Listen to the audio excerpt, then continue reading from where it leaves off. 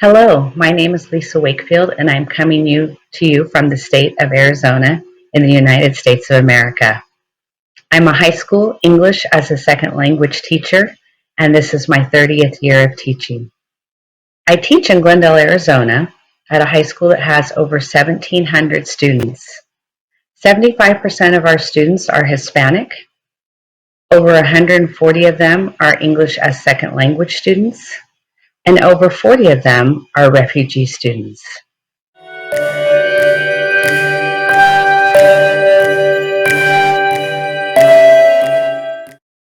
COVID-19 really changed things for me and for all of us.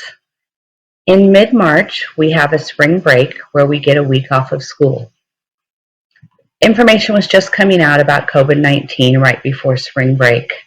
I remember on Friday telling my students that I would see them in a week, never expecting that I would not see them again for the rest of the year. So we left for spring break, and at that time universities were discussing going completely online and closing, and they did that. During my spring break week, the governor came out and said they were going to close schools for a few weeks. So our district started looking at what we would do during that time, and we decided to go to an online learning platform.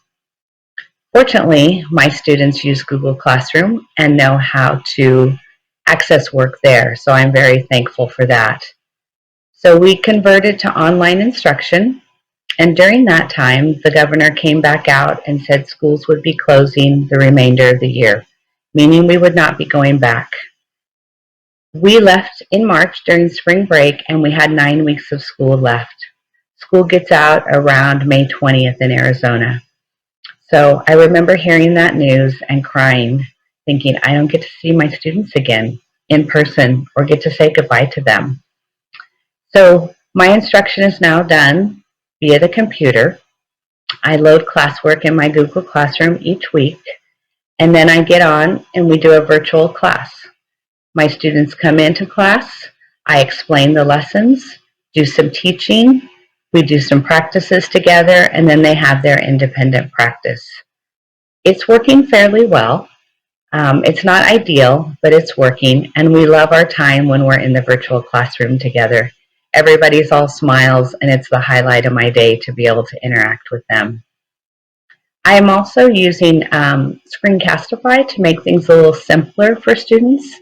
So I put together a little video every week, and I share my screen, and I show them the work and do a little demonstration so they can watch the video before they begin their classwork. And then one day a week, my classroom is open for them just to come in and do some extra one-on-one time with me, get some tutoring or help.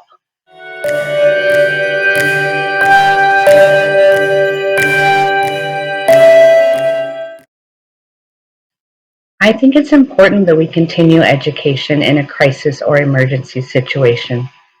As I said before, we had 9 weeks of school left. That's a decent amount of time. This gives students a sense of normalcy to continue with their education.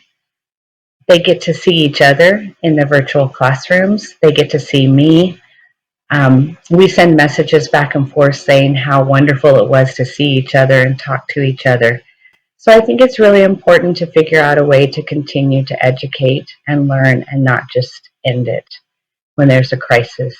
I know for me personally, I consider myself a lifelong learner. I'm always learning, and I have learned so much new technology by doing this that I would never have learned if we would have stopped. My students are learning more technology. They're learning to be more independent. They're learning to be more disciplined. And it gives them something to do. So I do believe this is important that we continue this, because ultimately they're going to be returning to school.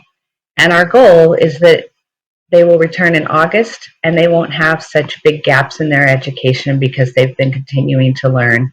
So I remind them that they're important, what we're learning is important, and that they will return, and so they need to keep working.